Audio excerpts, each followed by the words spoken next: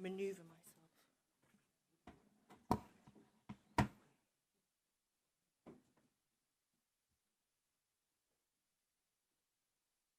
Everyone seated? Okay, a very good morning to everyone. Nice to see so many of you here on a Monday morning to talk about the education system, and good morning to everyone joining online as well. I'm Suping Chan, I'm economics editor of The Telegraph, and when Joe texted me and said, would you like to moderate this panel, I said I was delighted to, because my day job is actually writing about interest rates and what Rachel Reeves is doing in Downing Street, but I actually think a lot of what I do is impacted by education policy and some of the great work that has been done actually here at the Centre for Social Justice, things like school absence, which I think will cast a long shadow on the economy for a long time to come. But today we're here to talk about rewiring education and the state of technical learning in England, and basically how we can rebalance the education system, and should we rebalance the education system so that more young people are excited about the prospect of a technical education. So I'm delighted to introduce a distinguished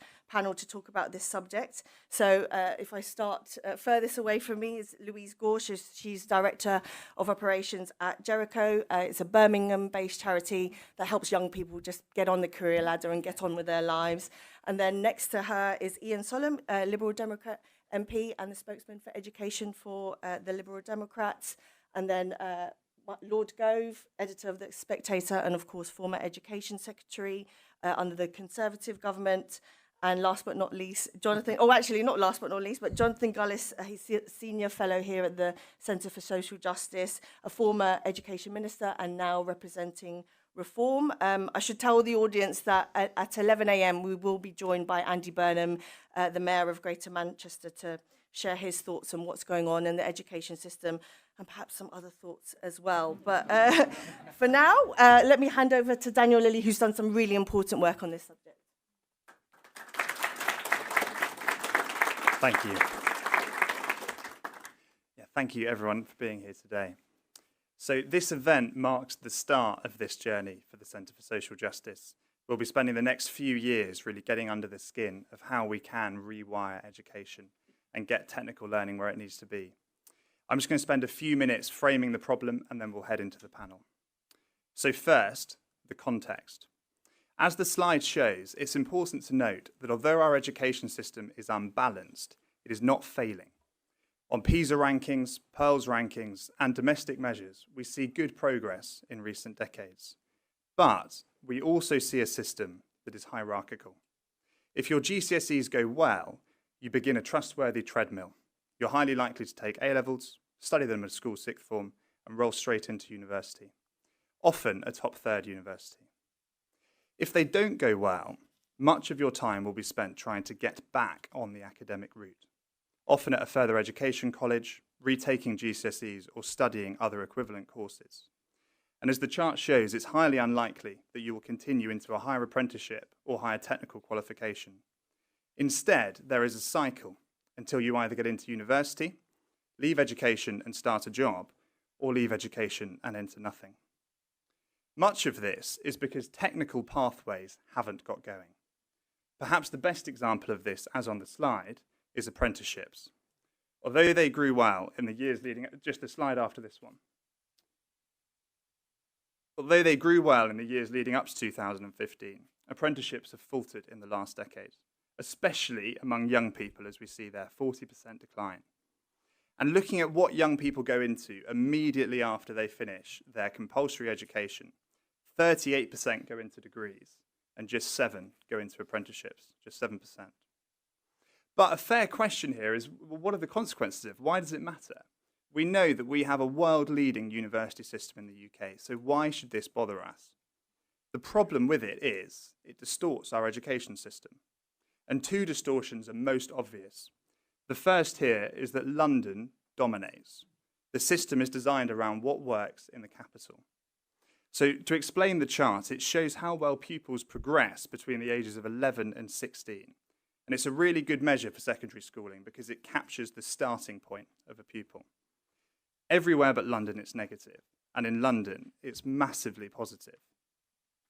The second distortion is that those who are behind by age 11 tend to just fall further behind because there's no viable alternative for you if academic doesn't suit you. If you're behind when taking your SATs in year 6, age 10 or 11, you're 3 times as likely to become NEET, not in education, employment or training, at 18. You're half as likely to be continuing education, and you're also less likely to be studying for an apprenticeship. But sadly, it doesn't end there, because a distorted education system also distorts our labour market. And we see this in 3 ways. First is the NEETs crisis. 3 in 5 16 to 24-year-olds who are not in education, employment or training have no qualifications beyond GCSEs. And a third of them don't even have GCSEs. They were the wrong size in a one-size-fits-all system. And then the second 2 come as a pair, an excess of graduates and serious skills shortages. In the UK, if you look at 25 to 34-year-olds, we have 3 who are university educated for each 1 whose highest level of qualification is vocational. If you go to the Netherlands, that's 2 to 1. In Germany, it's 1 to 1. And unsurprisingly, the result of this is a situation where 5 years on from qualifying, a level 4 apprentice is earning over £5,000 a year more on average than a university graduate. The distortions in our education system make their way into the heart of our economy. So what do we propose to do about this? Well, that's why we're here gathered today.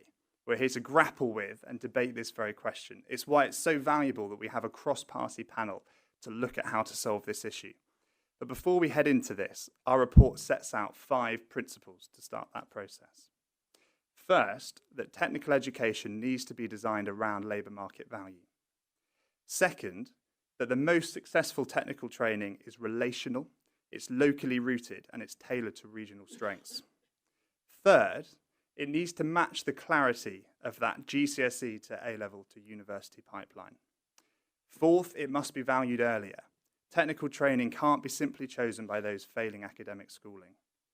And finally, it must be designed according to what has historically worked here over the centuries, what works internationally today, and where the most encouraging signs are regionally, as we'll hear later. With that, I'll hand back to the panel. Thank you.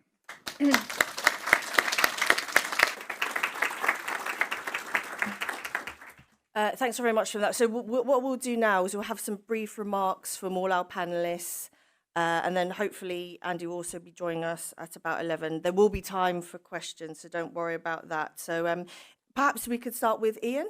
Some brief remarks? Yeah, very, very happy to.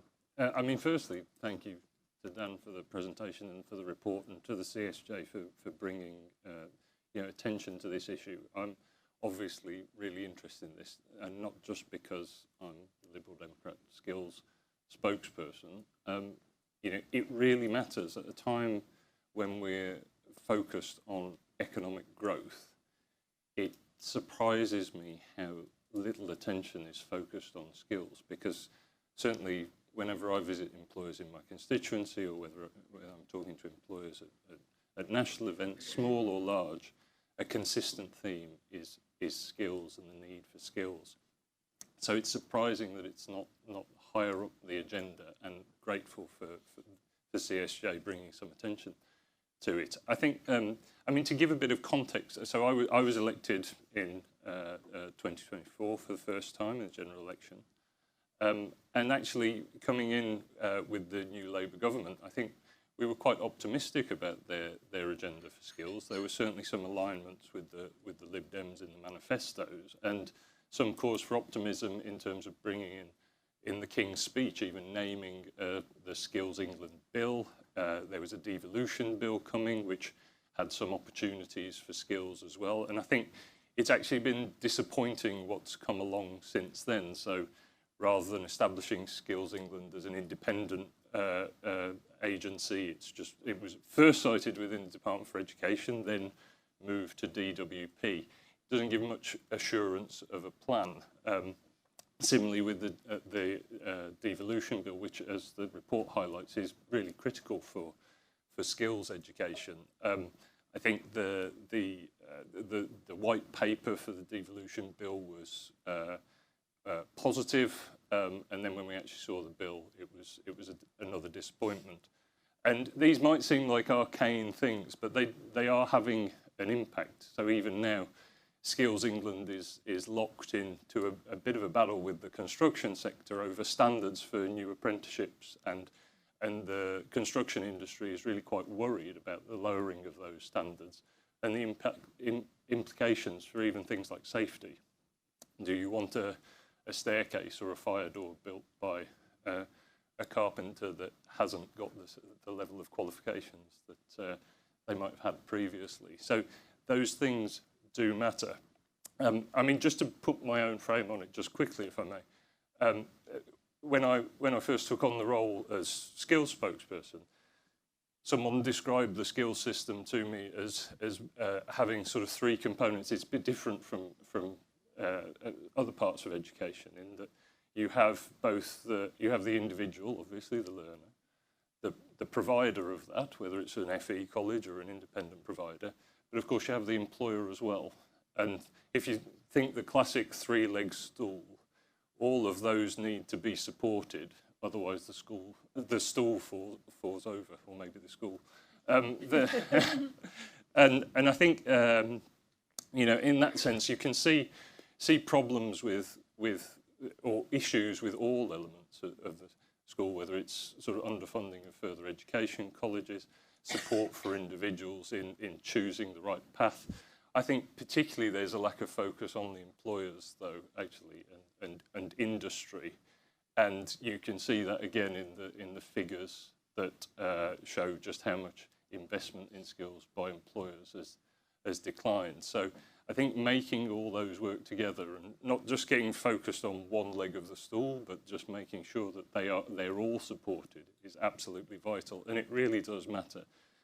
The figure of nearly 1 million not in education, employment or training is shocking, and we really should be ashamed of that as a country, because every one of those individual tragedy and an opportunity missed. And as I say, it's also really national economic self-sabotage to not be giving those people those opportunities. So really grateful, again, just to reiterate, for the opportunity to talk about this. Thank you. Thank you very much. So Louise, you're on the front line of many of these issues. Can you just tell us a bit more about what Jericho does and your take on this excellent report? Yeah, absolutely. So thank you for inviting me along today. Again, I'm, I suppose, taking, rather than a political viewpoint, I'm here representing the lives of those young people and their experiences and the impact that has on them. So as we've heard, there's nearly 1 million young people not in education, employment or training across the country. So Jericho is really focused on trying to change that stat and the trajectory of those young lives. So just, you said, Jericho is a Birmingham-based charity and also a family of 7 social enterprises. So we provide supported work opportunities for those who face extreme challenges in getting a job. So that is the story of many of the young people who are NEET that we're talking about this morning. I suppose the regional context for us in Birmingham is a city where the percentage of 16, 17-year-old NEETs is higher than the national average.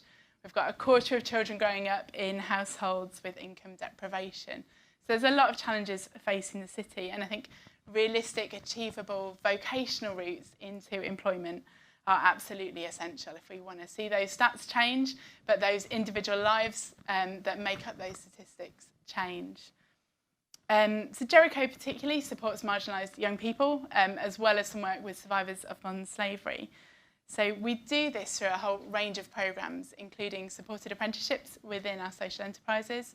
We also do some shorter term placements in partnership with local schools. So particularly for those children that are struggling with that mainstream pathway and that more academic route, perhaps struggling with anxiety, school attendance. And we also offer a range of part-time opportunities as well. So trying to provide that sort of menu of different opportunities for individuals. And for almost all those we work with, that traditional academic pathway is just not quite the right fit. Many have found mainstream school environments a challenge. Lots experience high levels of anxiety, maybe neurodivergence, challenging home environments, perhaps brought up in a culture that doesn't model employment and education as well. So have not grown up sort of having that example. These challenges are complex and intersecting, and they make progressing into employment really challenging. But I think all of these individuals have got a really valuable contribution to make, and it's just finding a way of unlocking that. They are capable of learning and creating that independent future if they're given the right opportunities in the right environment, and that's what we really want to do. And I think vocational qualifications, those technical routes, can play a really important role in that. We, alongside our work opportunities, provide a whole holistic package of support. So it's addressing those core challenges, as I mentioned, sort of anxiety, lack of skills, lack of confidence. And we try and adapt what we do and the way we deliver that to meet the needs of those individuals. So I suppose by way of example, it always helps to relate it to an individual, doesn't it? But one of our apprentices, Darren, had really high levels of anxiety, really capable individual, but really struggled with school attendance because of his anxiety. He was due to return to sit his GCSEs, but again, anxiety prevented him walking into that exam hall. So we've got a really capable young lad, but came out at 16 with no qualifications at all. So he joined us, really reticent teenager. His anxiety made it difficult to communicate with customers and colleagues, but actually being in that right environment that saw the potential in him, could meet him where he was at and develop him, meant that he was really successful in his apprenticeship. He's now confident to go on and apply for more technical apprenticeships and pursue that technical career. And he, most importantly, believes in his ability to contribute. Now, that's not specifically at T-level, but it's an example of vocational training, really unlocking the potential in an individual and being an alternative to that academic route. Many of those we support don't have qualifications at all, just like Darren. And that's a particularly high problem in Birmingham. So we've got around 11% of 16 to 24-year-olds report not having any qualifications. But it's often not because of lack of ability or lack of potential. So it's finding ways of unlocking that. So I recognise that those vocational routes can absolutely be really powerful in doing that, and a really powerful tool for those where that academic pathway isn't the right route. I do think in our efforts to kind of elevate the standing of those technical qualifications, it's really important that we remain inclusive of those who are really technically gifted and capable, but perhaps for many reasons have struggled with that kind of navigating the school system and the academic route in the earlier years as well. So I think it's really important not to forget them. Lord Gove, when it comes to education, you've been there, done that, you've worn the T-shirt. Can I get your response to Daniel's report and why it's going in the wrong direction in many ways? Thank you. For the first thing to say is it's a pleasure to be here at the CSJ, which is a think tank that has phenomenal reach. Listened to in Downing Street, paid attention to by Reform, graced by the presence of the next generation of Lib Dem leaders. There are few think tanks that have the reach of the CSJ. The second thing is a particular thank you to Jonathan Gullis for the role that he played in steering this.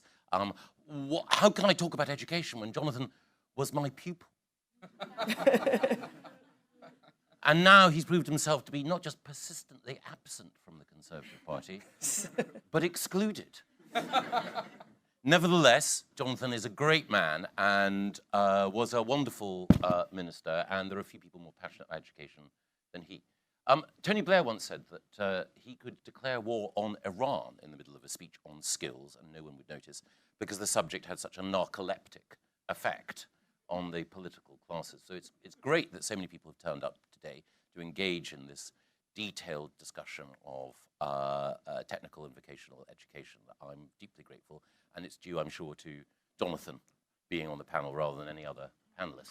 I was Education Secretary for 4 years, and of course I made many mistakes. And my biggest mistake was that I was too consensual, too euphemistic, and insufficiently attached to telling the truth. So let me drop some truth bombs, first of all. There's a fundamental error that many people make, and which has been reflected in the well-intentioned thinking of so many who've already spoken today. And that is to conflate two things. The problem that we have with 20, 30, 40% of students who do not achieve their full potential, who are either persistently absent or don't secure GCSEs, and the quality of technical and vocational education. And the conflation of the two reinforces a particular point. And that particular point is, broadly, you're not doing well, vocational is for you. And yet at the same time, we talk about parity of esteem between vocational, technical, and academic. So we talk about it, but our actions are always to confirm that vocational and technical are for those who don't succeed, who fall behind, who may be prone to anxiety or come from difficult family backgrounds, or for whom academic education is just not fit. That is a failure of ambition as a country. Other countries, more successful countries, do not think in that way. The number of children who are, as a result of physical, cognitive impairments, incapable of accessing a full academic curriculum is about 5%, maybe 10 at a stretch. It is not the case, as the best schools show, that securing 5 or 8 good GCSEs at the age of 16 in academic subjects is beyond the ability of the overwhelming majority of children. So the first thing is to recognize that and not to lower our ambition and to make excuses and to lack that ambition for those children. Many of their parents don't. More than 90% of parents would like their children to have the option of going to university. Not saying it's right for them necessarily, but to have that option. Why should we be less ambitious? Why should we demand that schools are less, or acquiesce in schools being less successful than the very best? Second thing, the two most important vocational subjects, English and maths.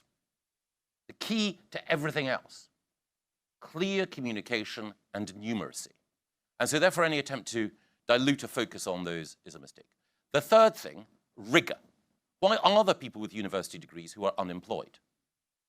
Because they've done the wrong degrees in the wrong institutions. And the content of those degrees is insufficiently rigorous to render them attractive to employers. That is why already, without government intervention, a number of shrewd young people are making the decision to go for apprenticeships or to go for some form of direct work route into employment after the age of 18. But that invites us to ask the critical question, which I know Jonathan and the CSJ are engaged in, which is what is the content of vocational and technical education? Because we talk about apprenticeships overall. And of course, in the public mind, what an apprenticeship is a period of time spent learning a practical skill, whether that skill might be in hair and beauty or in catering, or, and again, this is very much in the public mind, in engineering and manufacturing. But far too often, the time that is spent in apprenticeships is spent on what one might call academic adjacent or sub-academic learning, rather than actually acquiring and honing and refining a technical and practical skill which will bring economic rewards subsequently. So the attention of policymakers should be both on the rigor of higher education in order to weed out or to render less attractive those university subjects which are not of value to the student. Or if they are of value, then the student and their family should bear the cost. And then to focus on those the content of vocational and technical education. We started that work when Alison Wolfe investigated vocational and technical education and made the point that, for example, it was quite wrong to allocate the worth of 4 GCSEs to a technical qualification in cake decoration. I love a well-decorated cake. And the art of the baker or patissier is not to be dismissed. But what was happening then was an attempt to say to those who were not being well taught, fundamentally, to the age of 16, here you are, we're dignifying our failure by giving you a piece of paper that says that you are a success after all. The temporary satisfaction that that child and that family enjoys at that moment is almost literally a sugar rush, because they will then find that they are not in the employment market viewed in the same way as those who might have 5 rigorous GCSEs, or those who had a vocational or technical qualification which contained within it a higher level of mastery. I'll stop there. Thank you. Jonathan, as well as being a former education minister, you were a teacher, as I understand. Can I just get your thoughts on what Daniel Well, I've really pulled the short straw by following Michael in the speech. So I'm delighted and grateful for everyone who's on the panel. I just want to quickly say a big thank you to Andy Cook and to Ed Davis, who brought me into the CSJ to work on this particular project, and to the people like you've heard Dan Lilly already, but also Ben Miller, who's I think around somewhere as well, because that team, the three of us, have been working hard on this first report, which is, as Dan said, going to be a series of reports regarding what we want to see happen going forward. And I think Michael, for me, hit the nail on the head when he talked about the rigour. Look, I entered teaching in 2011, so I went through my entire career under the Gove-Gibb reforms and saw the institutional sort of hatred initially, but actually the importance and the many fine people within it who wanted to work under that kind of academic strain to really give kids an opportunity. I had every advantage given to me in my life, and the whole purpose was of me entering teaching was to give back and try and enable the social mobility that my parents and my grandparents enabled me to have and allowed me to eventually become what I always dreamed of being, a Member of Parliament. So what is the report looking at? Well, first of all, the report looks at the history, and for those, Dan and I being history geeks, we were excited to look at the history of education. And if you look at it, the problem is that schools are not built to accommodate technical education. They were first brought in order for the Church of England to obviously be able to push around the importance of literacy and numeracy within the sector. Technical education was done by employers or by guilds outside of the sphere. Then you had the 1944 Butler Act, which then tried to sort of bring everything together, the tripart system, where you had comprehensive, grammar, and technical. The problem was there was no serious investment into technical education in terms of building institutions to deliver that. And so we ended up actually with a dual system. It was either the grammar school or the comprehensive school. And of course, then we went to secondary moderns. We had Tony Blair's pledge on 50% of needing to go to university, which I'm very grateful for this Prime Minister having recognised is a huge barrier within the system and rightly said that needs to be scrapped. And instead, we want 2/3 of young people going into either further or higher education. That has been, I think, an important statement and rights or wrong in Labour's past. And the fact the Prime Minister has shared his own lived experience with his father's work, I think, is quite meaningful and understanding. So the other thing that we then need to then look at is what is happening. And the reality is that whilst we have over 900 technical and vocational qualifications, which is obviously absurd at too many different levels and far too broad, this therefore creates mass confusion in the system. Parents have a lack of ability or trust to understand what is in the interests of my child. The employer is unaware of what works for them in terms of what skills are being taught and are they directly applicable to the workforce. And the people themselves start to question whether or not this is the right thing. And through no fault of their own, nor the fault of schools, obviously we'll hear from their teachers who went down the traditional academic route of GCSE, A-levels, university, that is the path to success.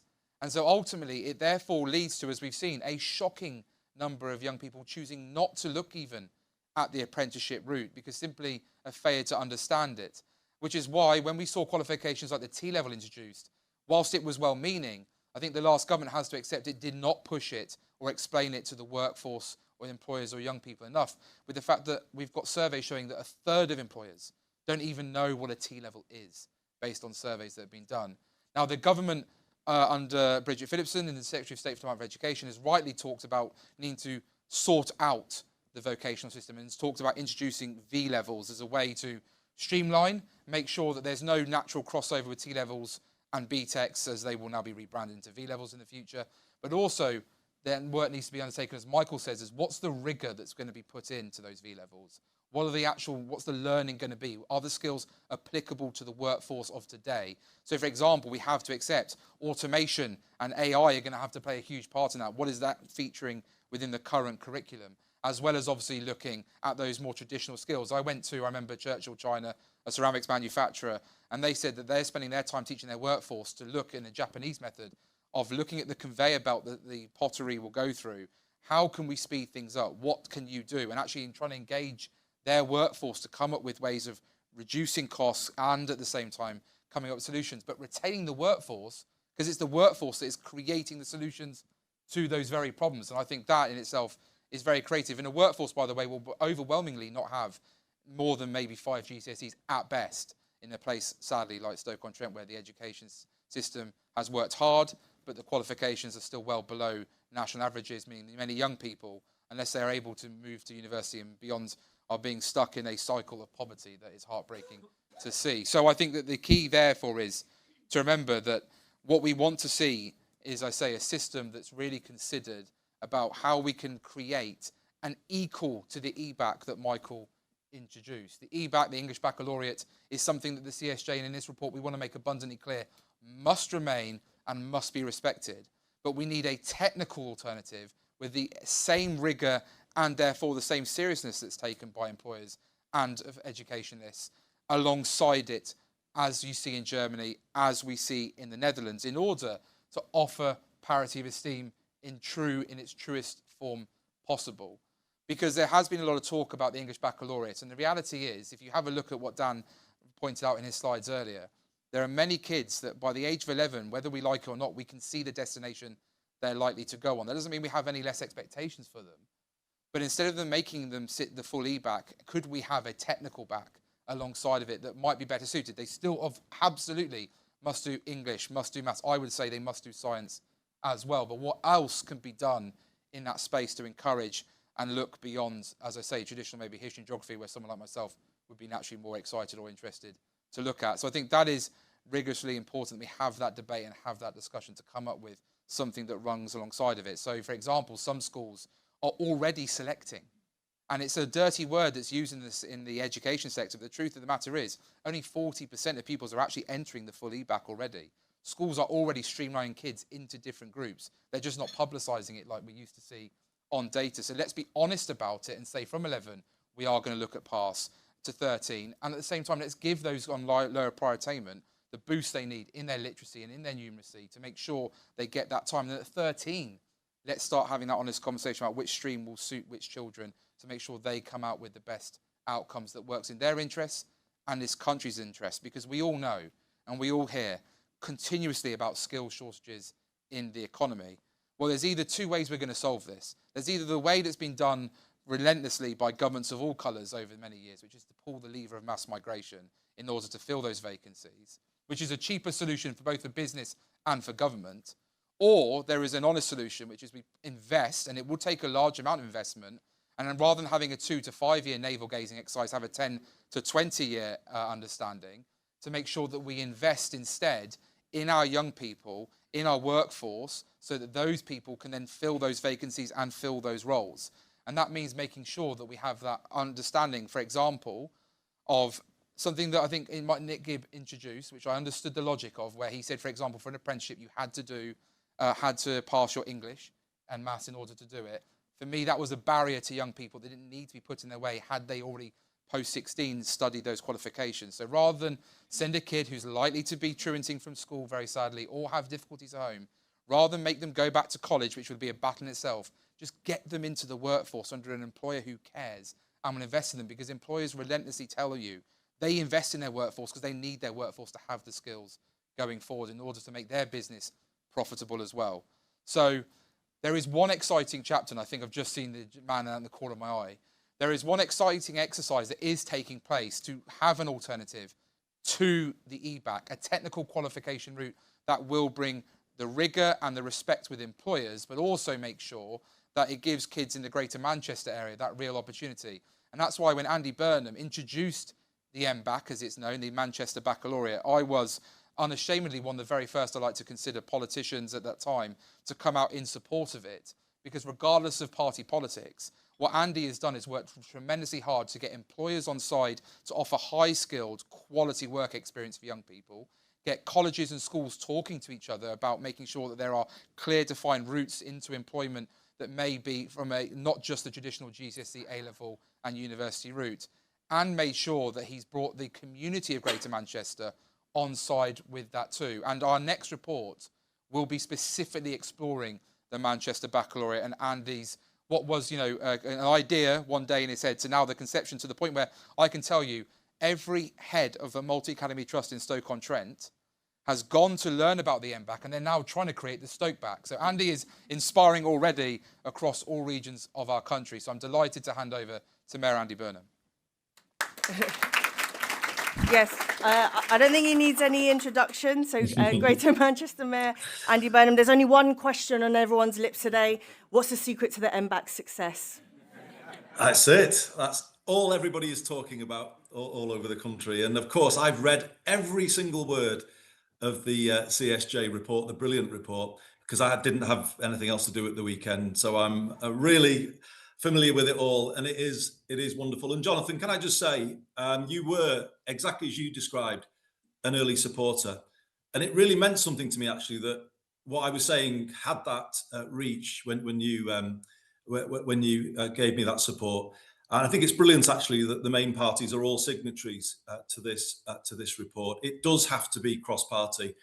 And finally, if we have that cross-party alliance, I think we can make the change in this country that we need to around the status of technical education. And Michael, if I could just thank you too while you are there, because it was the Trailblazer devolution deal that you and I agreed in 2023, which opened the door for Greater Manchester to go into this space with a role in post-16 education. And we took that opportunity and really ran with it, and it wouldn't have happened without you.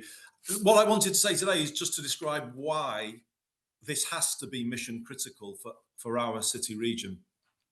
We have to have a place where there's a path for every person growing up in Greater Manchester, for them and for what we want them to achieve, but also for our economy. We risk the growth that Greater Manchester has got if we cannot supply the talent into a fast changing industry in Greater Manchester. And that has very much been the thinking behind what I've tried to do. If you go back to the sort of second half of the last century, we suffered from a combination of deindustrialization and a shift under all governments in the education system to the university route. That happened under all parties, so there's no one's not got something to answer for here.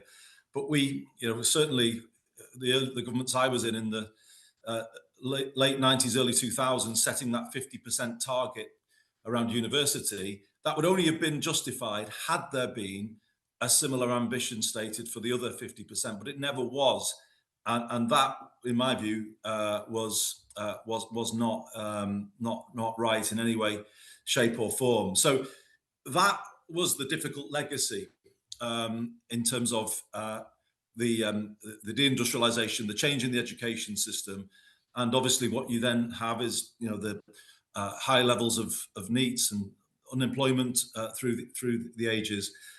Obviously, we've used devolution in Greater Manchester to try and reverse all of this, and with some success. We are now in a position where we are the fastest growing city region in the UK.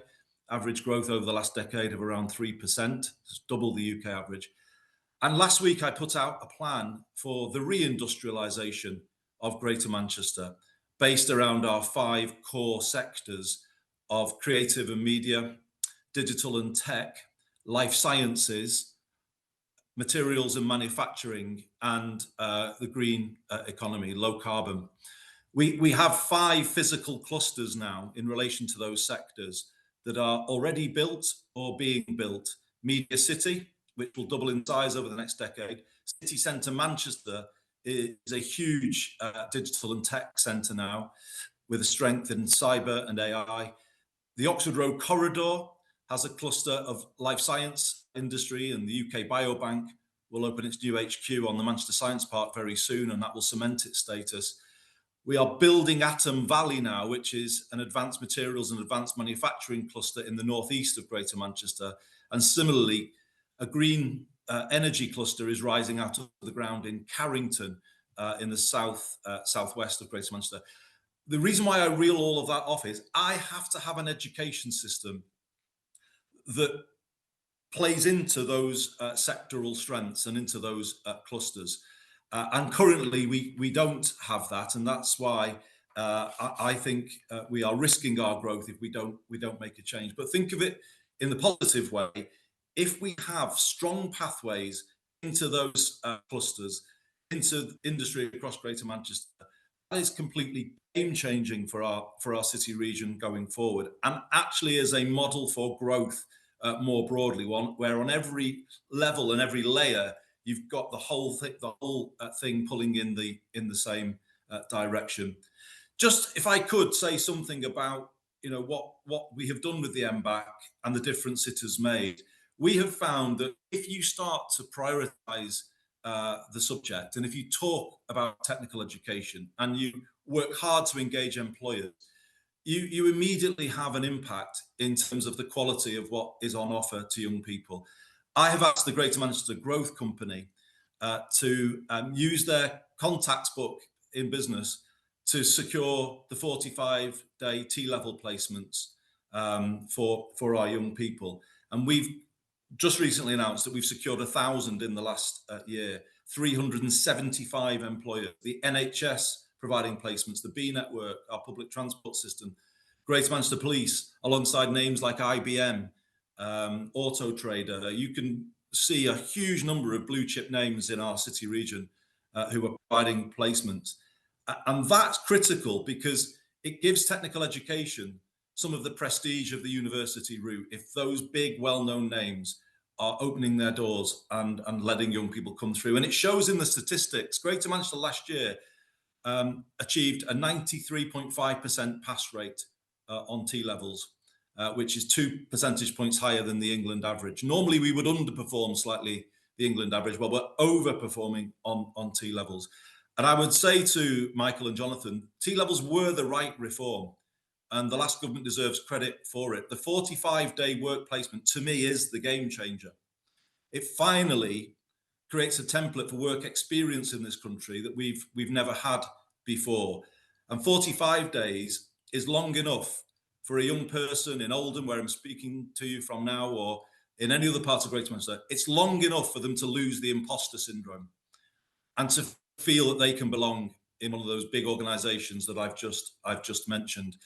And I believe we should be making it mandatory, actually, for local areas to have a supply of 45-day work placements for every young person who wants one. If that was a guarantee growing up, that you can have a 45-day placement, I think it would have a hugely beneficial impact on the rate of young people not in education, employment or training, which I think I'm right in saying currently is around the 1 million mark. So there's plenty to build on here, but my final point today is to emphasise something in the report, and it's that absolutely undeniable call for an employer-led approach to this. This will only work, we will only build a modern technical education system on a par with the academic route if it is truly employer-led, because you have to work back from the jobs that they have and the opportunities that they have, and then work back into the education system to build those paths back for young people. They have to specify what they want and what they need, and then you build from there. And the reason why the MBAC is important, and why I resisted calls to drop the M from it, people said it should just be a national system. Our economy is different from the West Midlands or from the Liverpool City region. There would be a lot of crossover, of course there would, but there are different sectors in those places: ports and marine in Liverpool, automotive in Birmingham. And actually, by calling it the MBAC, you make it very relevant to young people, because Manchester is their world. It's where they want to be, and it connects them to all of that. So for me, the requirement for it to be employer-led is crucial. And also the fact that economies are different mean something that we haven't yet achieved, but I hope this report will achieve. It's the full devolution of post-16 education, because I believe this has to be built by local areas working with employers and putting employers in that position of leadership, as we have tried to do. We have failed on this because we haven't had a devolved approach, and we've tried to do it from a national level, and that simply hasn't worked. What Stoke, those head teachers in Stoke that Jonathan mentioned, what they need is got to be linked to their own economy. So I think we've seen resistance from the Department for Education to that strong devolved role. Obviously, we've seen the creation of Skills England.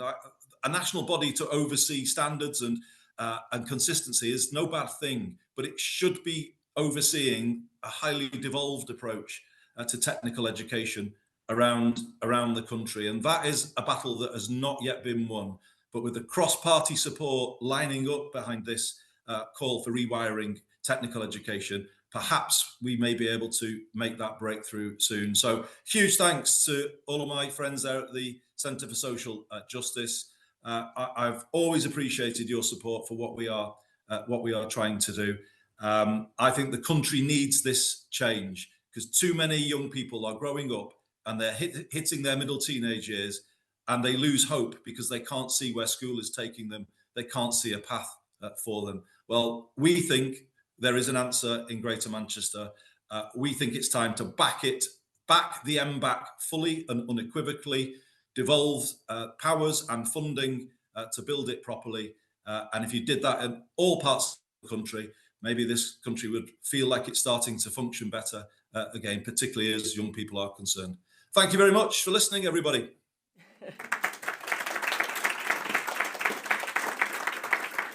I am going to open it up for questions very short. Just out of interest, how many of you here had some sort of careers advisor in your school or in college, someone that you could talk to?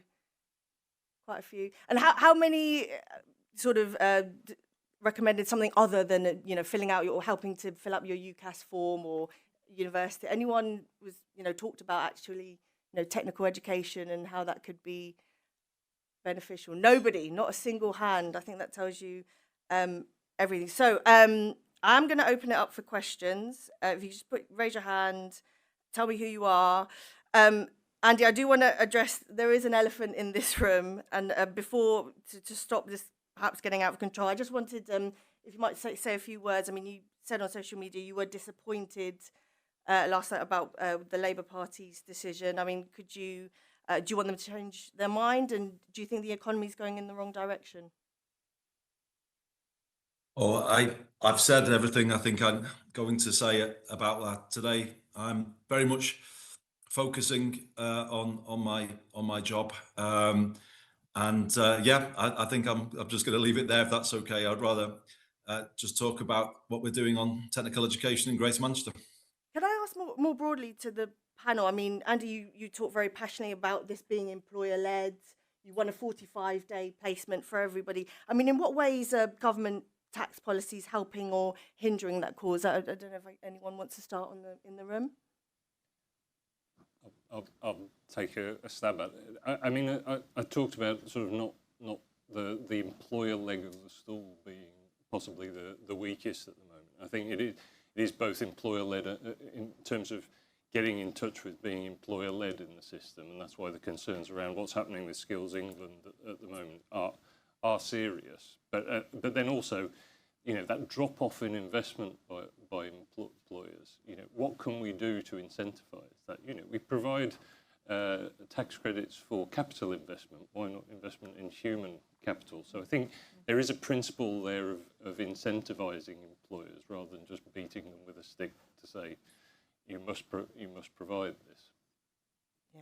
Could I jump in on that point, if that's okay?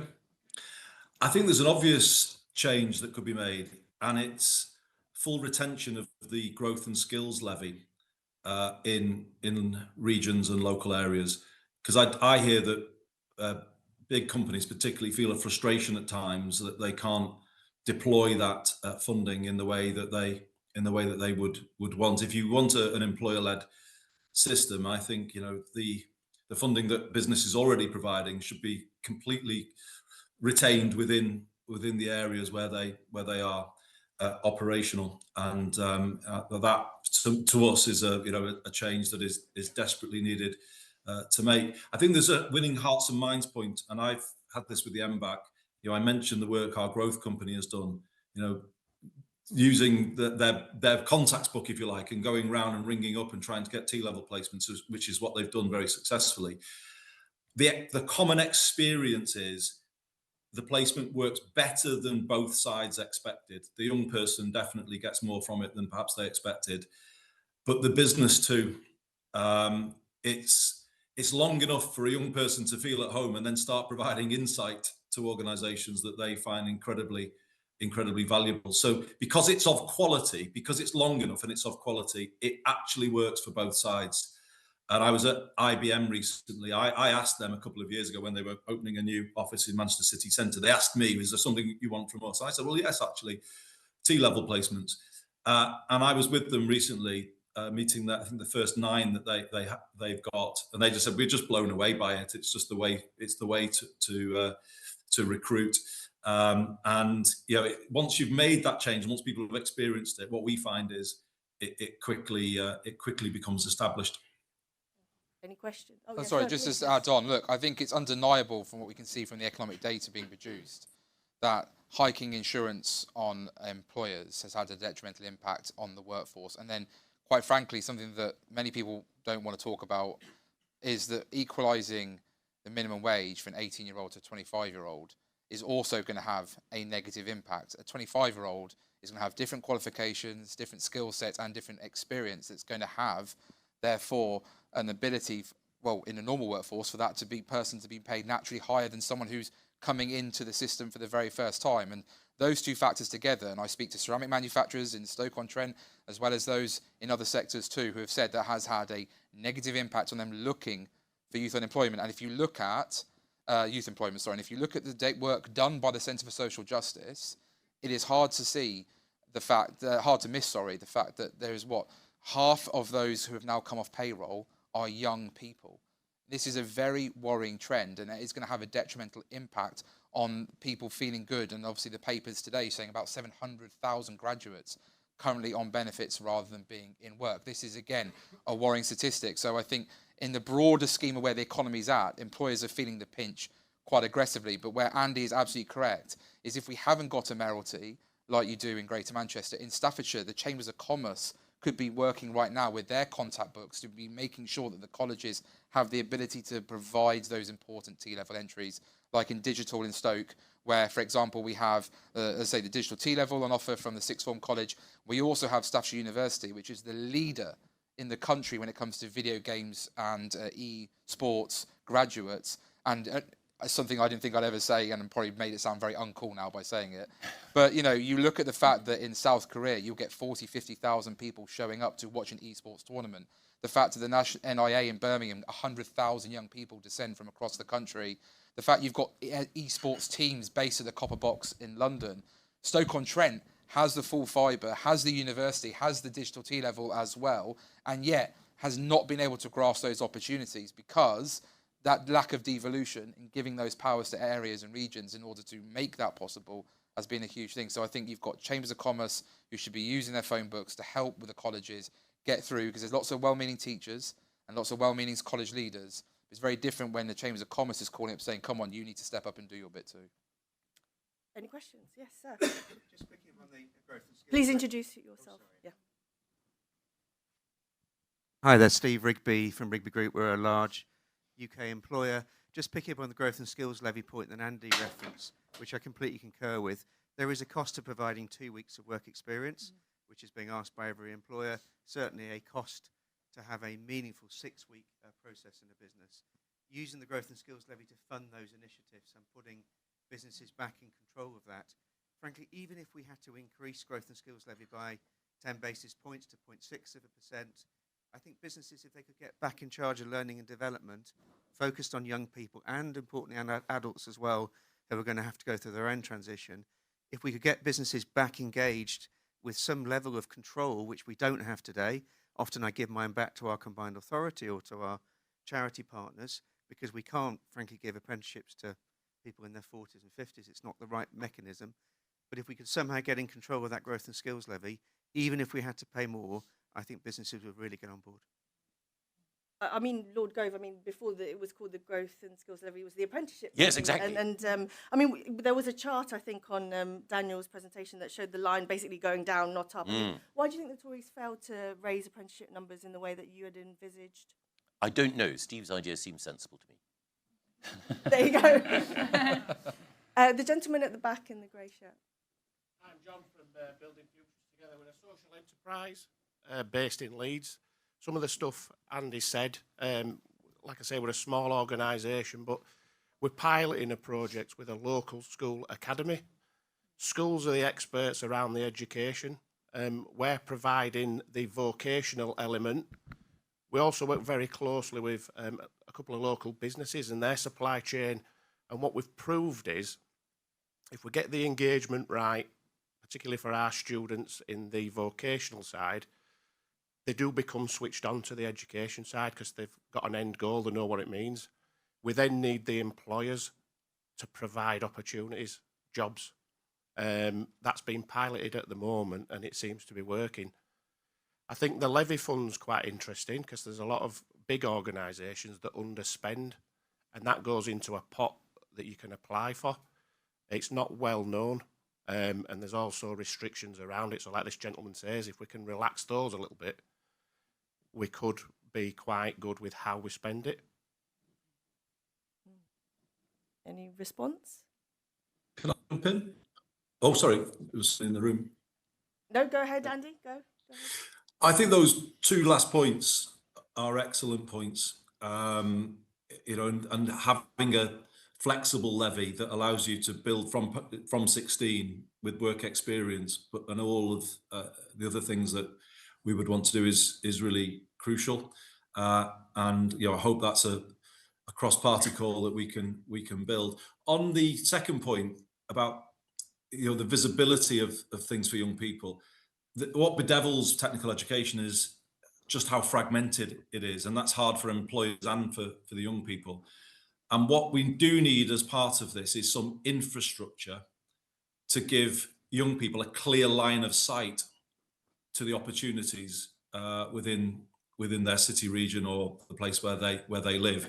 A UCAS style system for T-levels and apprenticeships is what we need. There has to be a way for a young person in year 9 considering their options to be able to find those paths and see them and see where those T-level placements are, see where the apprenticeships are, so that they can then make much more informed decisions. So I do think we have a website that does this. GMAX, Greater Manchester Apprenticeships and Career Service. It has up-to-date, relevant job information. It shows young people current jobs being advertised in Greater Manchester now and the salary of those jobs in the 5 key sectors that I mentioned before. And until you can give young people the visibility of the opportunities, I think everyone will find it hard to navigate this system. But if you put everything in a structure and you allow young people to see it in that way, then I think you do something quite dramatic in terms of their levels of aspiration, their commitment to school. The last quick point I'll make is we do a survey of our year 10s called the Be Well survey. What it reveals is young people experience a loss of connection to school as they go through the school years. They arrive with a high level of connection, and by year 10, many report that they don't know where school is taking them. You know, we can't look at figures like that and not do something quite radical here. And hopefully, some of the things we've put forward do meet that test. More questions? I'll take the gentleman in the green top. Again, good morning, panel. I'll just start off by taking the point. I am a careers advisor, by the way. Things have changed. Yeah, there is more being done. So young people today are getting access, definitely from me anyway, yeah, in terms of understanding what's going on. But my question here is really, as a careers advisor, I see how strongly young people choices are shaped by the quality advice they receive.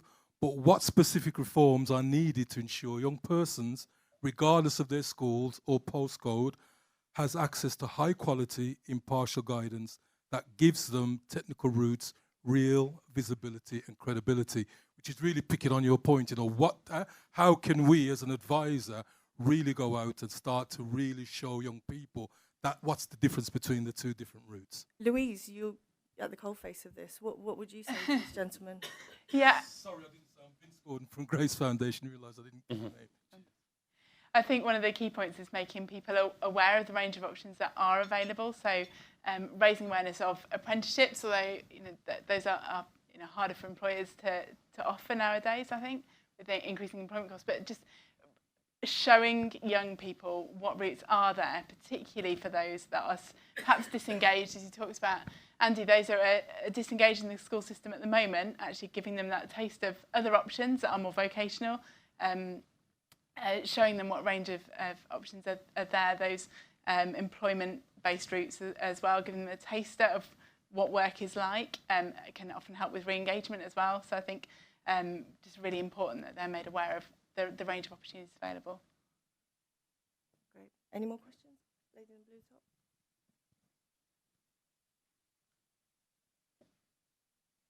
Hi, Genevieve Hall-Allen from The Telegraph. I've got a couple of questions for Andy. First of all, on skills. Do you think that Labour, if it kind of fails to grasp this technical skills issue and fails to get the NEETs numbers down, then the party is just going to continue to lose support among young people, perhaps to reform?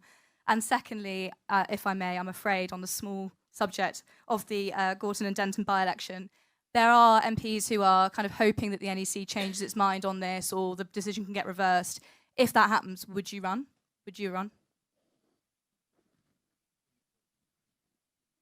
So on the first question, I think the government has made some good moves with the curriculum review. It's, if you like, tilted the balance back towards technical education. And I think that's a really positive thing. And consequently, the Ofsted inspection regime is changing as well. So schools in the past have been, if you like, given an incentive to focus on the traditional GCSEs. Now I think there will be more scope to be able to have a more balanced approach, which I think will be really beneficial. So the government has done something that actually was a critical enabler of a better technical education system. But what I would obviously now like to see it do is follow through, devolve post-16, make that commitment to a 45-day work placement, as I say, a guarantee across the country, and then really, cement this new system in place. I think there is so much we can do to reduce the number of young people who are NEET. It's a shocking figure, the one I gave before. We in Greater Manchester provide a free bus pass to our 16 to 18s. I know young people in London get something similar. But again, surely that should be standard everywhere. Surely there should be no barrier in their way at 16 to connecting with the opportunity that they want. But sadly, the cost of transport, I think, as the report makes clear, is a barrier to young people. And so I would encourage the government to look at all of those things. If all 16 to 18s in England had free bus travel, I think you would easily recoup the investment in that by reducing the rate of young people not in education, employment or training. And on the second point, I'm afraid I'm going to come back to my earlier reply. I refer the Honourable Lady to the reply I gave earlier, I think is all I could say here. Any more questions? I'll take a sweep. This gentleman. Any more? Yeah. And the lady at the back. Yeah, those two. And this gentleman here. Thank you. My name is Satnam Verdi. I'm chair of the Education Law Association. In that context, I'm very conscious about the disparity, nationally in things like fixed-term exclusion rates and permanent exclusion rates, and even absenteeism. They are, for whatever reason, much lower in London and the South East, much lower. I'd welcome the panel's sort of comments on how we address that, perhaps in the context of, there's a very excellent report on which I congratulate the CSJ, section 5.2, about the imbalance in favour of London, but also in the context of, are there lessons that the rest of the country can learn from London schools, rather than just point out, the apparent imbalance. London schools do have much lower, PX rates, etc. Some of that is correlated with bizarrely high immigration in classes. So, are there cultural factors at play? And so I just wondered if that's something which the CSJ might want to explore in future reports, to see why these discrepancies are so large. Thank you. And just quick fire, because I'm conscious of time. the lady in the red jacket, and then this gentleman at the front. Hi, thank you to the panel for doing this. Andy's mentioned Manchester's got more pass rates on T levels than the rest of the country. Growth obviously better in Manchester at the moment than many areas. Do you guys see a link between that? And obviously to Andy, do you see a link between those two? This honourable lady will try one final time. Andy, do you have a message to any of those MPs today disappointed by that NEC decision? Thank you so much for your time. And the gentleman at the front. Good morning. My name's Adam. I'm from Money Wellness. We are one of the largest free debt advice providers in the UK, and we're based out of Media City in Manchester. I think I wanted to touch on financial education and then the importance of that. I think recently we did a survey where we found that 94% of the people that we supported did not receive any financial education growing up, and 4 in 5 of those believe that had they had some financial education, they would not be in debt. And I think kind of the importance of vocational and technical routes. These are going to be youngsters that are going to be getting money through the apprenticeship wages, probably more than they probably had in their life. Make sure that they are aware of the financial education, make sure that they know what they're doing with their money. What's open to the panel is what can we do about financial education to make sure those individuals are informed and educated. Right, so we've got questions about London's importance, T levels, and just knowing your basic maths. Who wants to go first? Teacher, let's go first. So on London, I think the London Challenge was a brilliant thing, and I'm assuming Michael might correct me, was a premise for some of the work that Michael did when it particularly came to the academisation. And a good friend of mine, David Benson, who was the head of a school, Kensington Aldridge Academy, right beside Grenfell Tower, and obviously had to come in and deal with that enormous tragedy for those young people. But the results he's producing and the destinations of those young people was quite extraordinary. I think actually David had a bit of help alongside Dominic Cummings and others in preparing Michael when he went into government in 2010 for the academisation of our system. I think one of the things that we should do is London Challenge needs to be amplified in every part of the country. I certainly feel frustrated that we didn't fully academise across England when I was in the Conservative Party. Sorry, Michael, there was a Freudian slip there. When I was in the Conservative Party and when obviously I was a member of the Conservative Party in government. And I think you are right to highlight that, of course, if you look at the data, it doesn't lie. When I was in the Education Select Committee, particularly when it comes to white working class and boys and girls, only do they beat Roma Gypsy community when it comes to outcomes. And when you particularly look at Indian community, Chinese community, high and well outperforming, part of that is absolutely parental expectations and parental support in some circumstances too. And we need to have those higher aspirations. But it is, as Andy has said, about making sure that I think we devolve powers. I really do believe in the importance of devolving powers to regions to enable leaders to actually then engage with their local community and offer those routes and opportunities. In terms of financial education, I think I've got some game when I was that I tried to create when I was a teacher on TES's website still as a free resource, if anyone really wants to see how tragic probably it was. But it was designed to try and improve, because I was a citizenship and PSHE teacher. And you are correct, look, I come from a family where my mum's an accountant and I still go to my mum for financial advice, and because I don't still understand the world and how it works. And you are fully correct in saying that we need to have that better understanding and education. How that's delivered, I think, for example, within the maths curriculum, there could be elements where you do get kids to solve basic accountancy problems from a young age, going through, so looking at books and where's the mistake and how can you rectify it, teaching them about APR and mortgage rates, etc., etc. I think that is a really important part of our system too. But as I say, I think what we really want to get across with our report, and it's so important, as you can imagine, I want to plug it again, is those 5 pillars are so important that we want to use as a premise for everything that we go forward.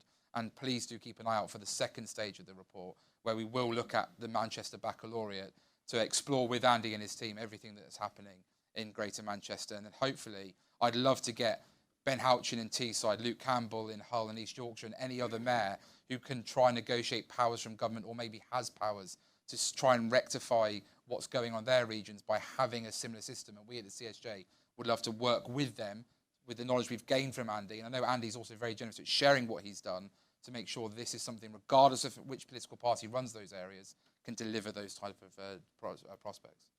Any last words, especially from the man from Manchester? Well, look forward to seeing you in Manchester, Jonathan.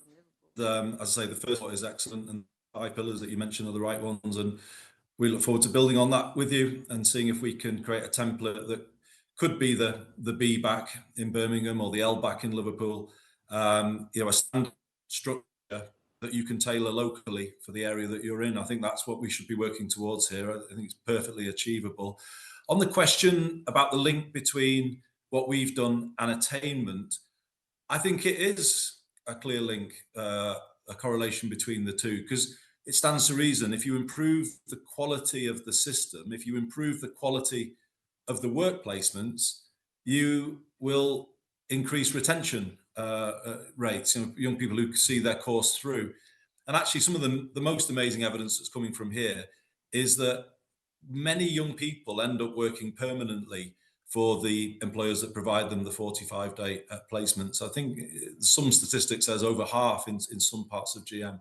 So, this is what this is about. And we're getting placements from the NHS for the first time, midwifery placements, placements at the Christie in their lab. So think about that. Finally, a 14-year-old starts to get a clear route as to how they work in the NHS. That hasn't existed before, but that is hugely motivating, I think. And the B network I mentioned, engineering jobs, driving jobs. We're linking the T levels to things things they know and are very visible in their communities, and giving them a route into those organisations in the end drives better performance, I think, from a learning point of view. And the statistics say that. And just simply, politicians talking about technical education raises its status. It changes the conversation. It lifts it up. And, that's an important part of it as well. And it's why, again, I come back to it. I thank all the main parties for backing this report. And on the question, I suppose I can't do my ignore it act again, can I? What's my message to MPs? Come up to Manchester. There's a by-election about to happen. We need your help. The Greater Manchester Way is built on togetherness. We don't ever here have a politics that's about pitting people one from another. This is a place that is succeeding because of its commitment to people of all backgrounds working together for the common good. That is the Greater Manchester Way, and we want to preserve it. So come and join us. Let's get out there and celebrate what we've achieved in Greater Manchester in the by-election. So thank you for having me, everyone. I better drop off at this point. Thanks to our lovely panel, Louise, Ian, Michael, Jonathan, and Andy. I think you're free to go.